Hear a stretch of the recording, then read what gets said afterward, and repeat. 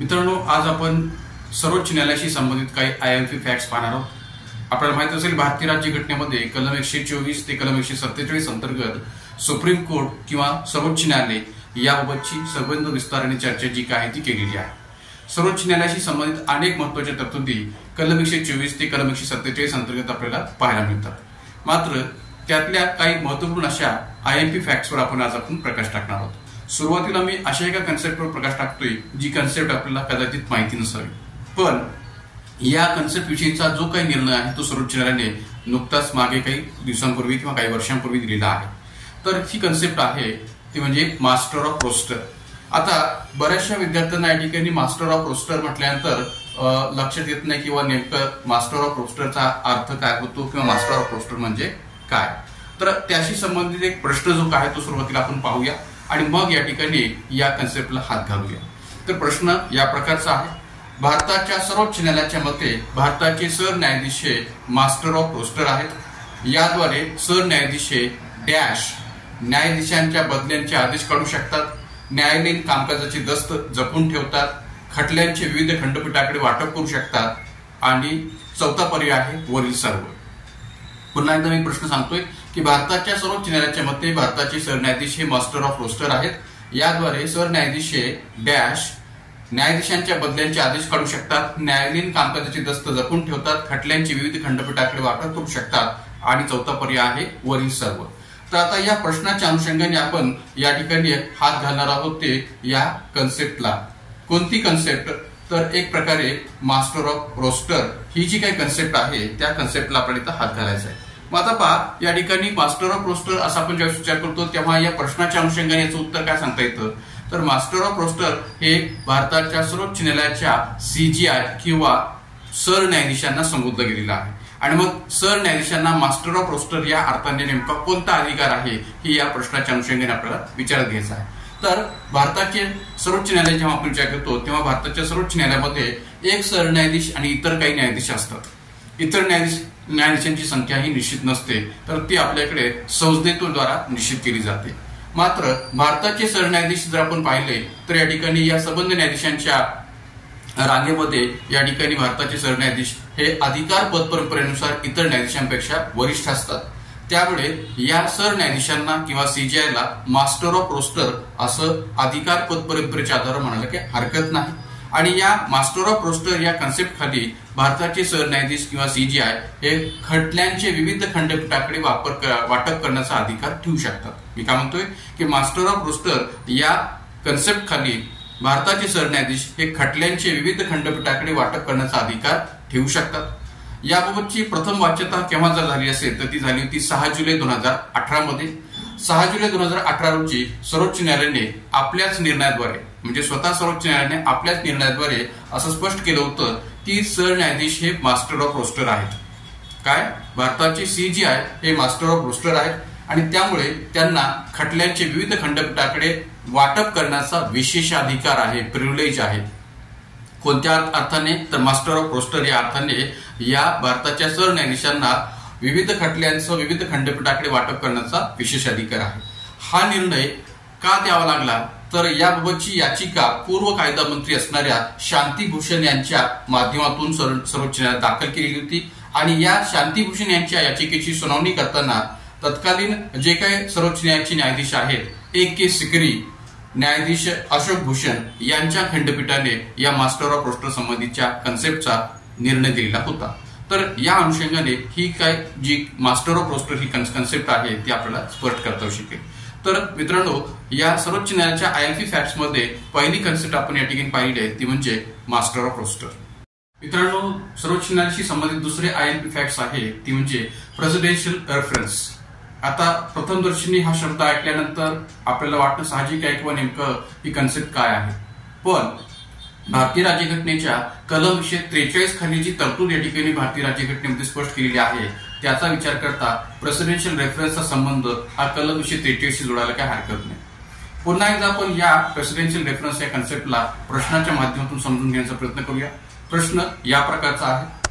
पहा, या ठिकाणी प्रश्न आहे भारतीय राज्यघटनेच्या कलम डॅश प्रमाणे भारतीय राष्ट्रपतींना कायद्याचा किंवा तथ्याचा प्रश्न उपस्थित झाल्यास किंवा वस्तुस्थितीविषयक प्रश्न उपस्थित झाल्यास सर्वोच्च न्यायालयाशी सल्लामसलत करण्याचा अधिकार देण्यात आला आहे.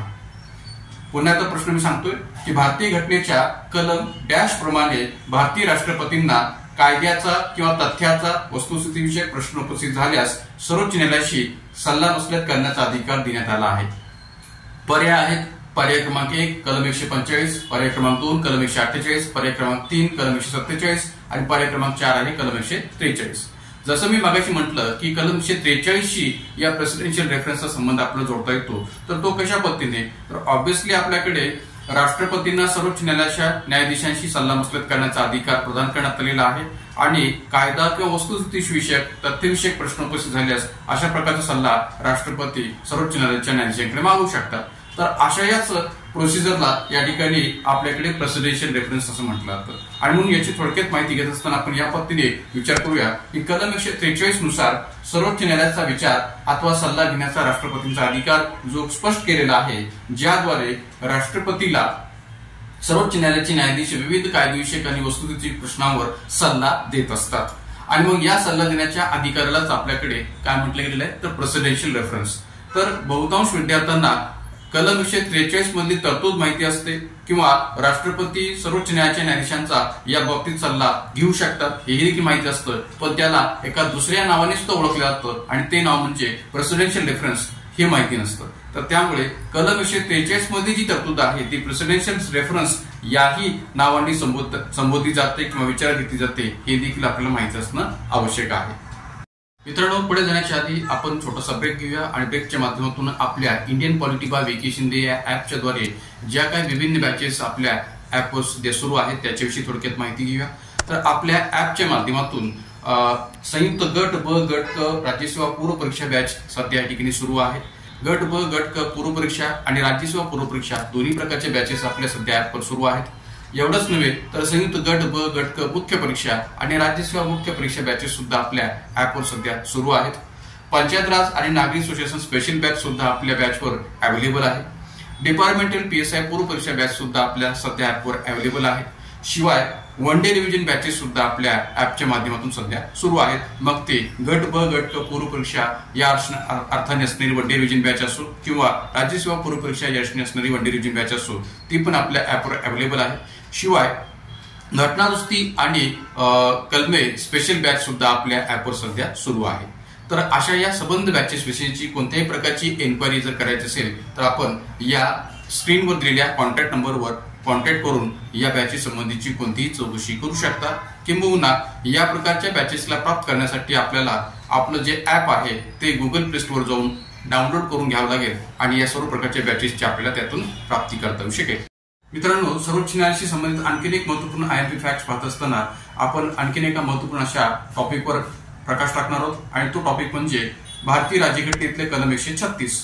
जसं मी सुरुवातीला म्हटलं की भारतीय राज्यघटनेच्या कलम 124 ते 147 अंतर्गत सर्वोच्च न्यायालयाशी संबंधित अनेक तरतुदींचा उल्लेख केलेला आहे. तर त्या अंतर्गतच येणारी कलम 136 मधली तरतूद सुद्धा आपल्याला स्पष्ट करता येते. आता जनरली जर तुम्ही पाहिलं तर या ठिकाणी कलम 136 विषयी MPSCने राज्यसेवा मुख्य परीक्षेमध्ये पण बऱ्याच वेळा प्रश्न विचारलेला आहे आणि गट ब गट क मुख्य परीक्षेमध्ये पण बऱ्याच वेळा प्रश्न विचारलेला आहे. त्यामुळे आपण कलम 136 शी संबंधित जी काही तरतूद आहे ती कधीही विसरता कामा नये आणि म्हणूनच मी त्याला एक IMP फॅक्ट्स म्हणून सर्वोच्च न्यायालयाशी संबंधित स्पष्ट करतोय.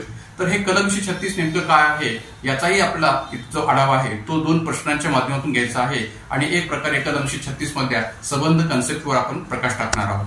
तर पहिला प्रश्न या कलम 136 शी रिलेटेड जो आहे तो या प्रकारचा आहे की अपील करण्यासाठीचे सर्वोच्च न्यायालयाचे विशेष याचिका अधिकार क्षेत्र special leave to appeal by the supreme Court भारतीय घटनेच्या कोणत्या कलमामध्ये नमूद आहे.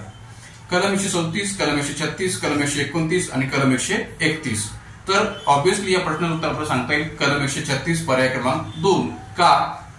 कारण की सर्वोच्च न्यायालयाचं विशेष याचिका अधिकार क्षेत्र किंवा special leave to appeal by the supreme court हे जे काय आहे ते भारतीय राज्यघटनेमध्ये कलम 136 च्या माध्यमातून स्पष्ट केलेलं आहे. पण जर का प्रश्न अशा पद्धतीने विचारला गेला की सर्वोच्च न्यायालयाचे विशेष याचिका अधिकार क्षेत्र कोणाला लागू होणार नाही, प्रश्न क्रमांक 2 जो मी तुम्हाला स्पष्ट केलेला आहे स्क्रीनवर तो या प्रकारचा आहे की सर्वोच्च न्यायालयाचे विशेष याचिका अधिकार क्षेत्र कोणाला लागू होणार नाही, उच्च न्यायालय, जिल्हा न्यायालय, न्यायाधिकरण यापैकी नाही.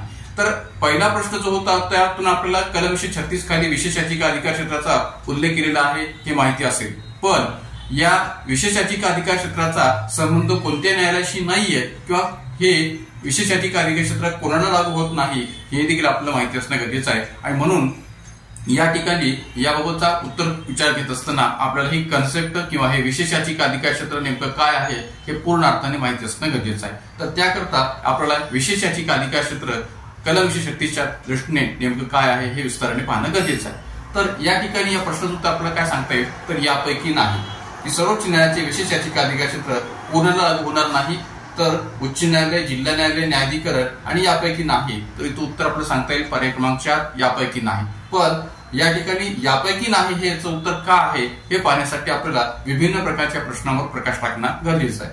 तर यामध्ये कलम 136 मध्ये सर्वोच्च न्यायालयाचं विशेष याचिका अधिकार क्षेत्र हे नेमकं काय आहे, ते कोणाला लागू होते आणि ते कोणाला लागू होत नाही, या सर्व अर्थाने संबंध प्रश्नांची उत्तर आपल्याला खालच्या संबंध विश्लेषणातून पाहिजे आहेत। तर आता पहा की भारतीय घटनेचे कलम 136 हे सर्वोच्च न्यायालयाचे विशेष याचिका अधिकार क्षेत्र स्पष्ट करते, हे मी मागाशी स्पष्ट केलेलं आहे। या अधिकार क्षेत्रात घटनेतील कलम 136(1) नुसार, कोणत्या घटनेतील कलम 136(1) नुसार अशी तरतूद स्पष्ट केलेली आहे की सर्वोच्च न्यायालय हे भारतातील कोणत्याही न्यायालयाने, कोणत्याही न्यायाधिकरणाने जरी काहीही निर्णय दिलेला असला तरी त्याविरुद्ध सर्वोच्च न्यायालयात अपील करण्यास विशेष अनुज्ञा किंवा परवानगी देऊ शकेल। पुन्हा एकदा या ठिकाणी कलम 136(1) मधली जी तरतूद आहे ती आपण नीट लक्षपूर्वक पहा, का तर याच्यावर बऱ्याच वेळा आयोगाने प्रश्न विचारलेला आहे।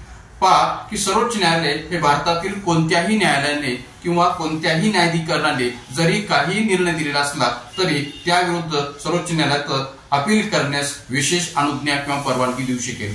कोण परवानगी देऊ शकेल, तर सर्वोच्च न्यायालय अशा प्रकारची परवानगी देऊ शकेल असा उल्लेख या ठिकाणी कलम 136(1) नुसार केला गेलेला आहे, भलेही भारतातल्या कोणत्याही न्यायालयाने निर्णय दिलेला असो अथवा न्यायाधिकरणाने निर्णय दिलेला असो। त्यानंतर कलम 136(1) मधली तरतूद नेमकी कोणत्या न्यायालयाला लागू होते हे जर आपण विचार घेतलं तर आपल्याला त्याचं उत्तर काय सांगता येईल की कलम 136(1) मधली तरतूद ही स्पष्ट करते की हे अधिकार क्षेत्र उच्च न्यायालय, जिल्हा न्यायालय आणि न्यायाधिकरण यांना लागू होते। का? कारण की कलम 136(1) मध्ये जो उल्लेख केलेला आहे त्या अनुषंगाने भारतातल्या कोणत्याही न्यायालयाने म्हटल्यानंतर मग या ठिकाणी उच्च न्यायालय असो अथवा कनिष्ठ न्यायालय असो त्यांना ती तरतूद लागू पडते। त्यानंतर या ठिकाणी कोणत्याही न्यायाधिकरणाने म्हटलं तर न्यायाधिकरणानेही ही तरतूद लागू पडते। मात्र पुढचा प्रश्न कोणता आहे किंवा एक प्रकारे या ठिकाणी ही तरतूद कोणाला लागू पडत नाही, कोणत्या न्यायालयाला लागू होत नाही, तर याचं उत्तर आपल्याला कलम 136(2) च्या माध्यमातून स्पष्ट करता येईल की कलम 136(2) नुसार या कलम 136(2) मध्ये एक अपवाद स्पष्ट केलेला आहे। तो अपवाद या प्रकारचा सांगता येईल की एक प्रकारे सैनिकी न्यायालय किंवा कोर्ट मार्शलच्या निर्णयाविरोधात सर्वोच्च न्यायालयात या अधिकार क्षेत्राचा वापर करून अपील करता येणार नाही। पुन्हा एकदा सांगतो मी, कलम 136(2) नुसार सैनिकी न्यायालय किंवा कोर्ट मार्शलच्या निर्णयाच्या विरोधात सर्वोच्च न्यायालयात या विशेष याचिका अधिकार क्षेत्राचा वापर करून अपील करता येणार नाही। त्यामुळे विशेष याचिका अधिकार क्षेत्र की जे कलम 136 खाली नमूद आहे ते सैनिकी न्यायालयाला लागू होत नाही, ते कोर्ट मार्शलला लागू होत नाही, हे इथं आपण स्पष्ट करता शकेल। म्हणून कलम 136 खाली असणारं विशेष याचिका अधिकार क्षेत्र कोणाला लागू होते, कोणाला लागू होत नाही आणि नेमकं हे विशेष याचिका अधिकार क्षेत्र काय आहे या सर्व अंगाने या कलम 136च्या विशेष याचिका अधिकार क्षेत्राचा सुद्धा आपण IMP फॅक्ट्स म्हणून विचार केला पाहिजे। तर मित्रांनो, आज या ठिकाणी आपण या 3 महत्वाच्या IMP फॅक्ट्सवर की ज्या सर्वोच्च न्यायालयाशी संबंधित असणारे IMP फॅक्ट्स आहेत त्याच्यावर इथं प्रकाश टाकलेला आहे। अशाच प्रकारची माहिती प्राप्त करण्यासाठी आपल्या Indian polity bye Vicky Shinde या YouTube चॅनलला अधिकाधिक संख्येने सबस्क्राईब करा, लाईक करा, शेअर करा आणि आज आपण या व्हिडिओच्या माध्यमातून इथं थांबूयात। धन्यवाद।